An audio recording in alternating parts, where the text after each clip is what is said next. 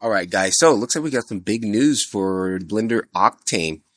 And I've also got some bad news. One of my little bonsai trees here is just dying. I don't know what's going on. I've been watering it and I can visibly see there's some distress going on.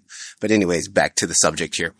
So we've got Octane Render for Blender Add-on 26.3, 31.7 for Blender 5.1.1.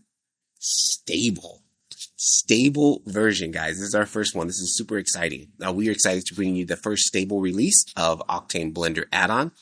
With this release, there will no longer be any need for a custom Blender version anymore. This add-on is only compatible with Blender 5.1. I repeat, only compatible with Blender 5.1.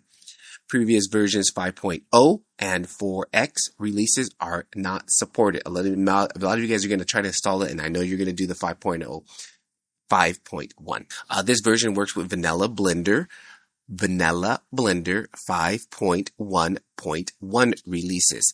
You can download those and install those from the Blender Foundation website.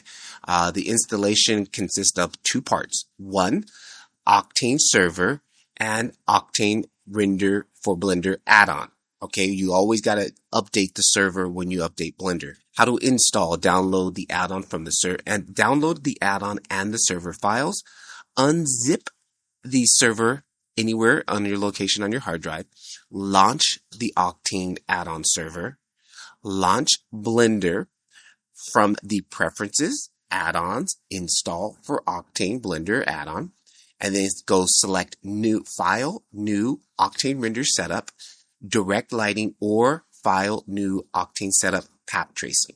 Quit Blender and then launch it again. Okay, I have many install videos on my channel about how to do this, so I'll link one of those in the description down below.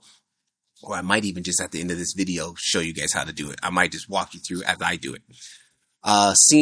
Changes since the last release: expanding support for Blender 5.1.1, updates to Octane Render 26.3, fix since the last release, fix the ramp node update for pin node trees, fixed hair render issues with child thresholds, fixed hair UV issues, fixed compositor node tree crashes in Blender 5.1, which I've experienced a couple of those, and then minor bug fixes. Also, you can read about the new features of Octane Render 26.3. They have this all on the forum here. I'll post the link in the description of this video.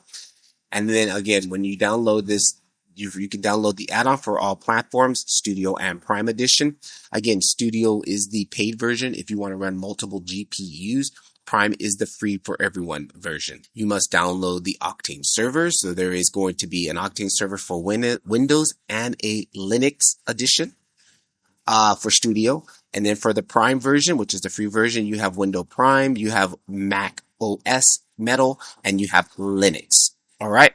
So good times, guys. We're moving from beta to stable. I love it. All right. Catch you guys in the next one. Take a look at this video here, and I'll see you guys in the next video. Peace.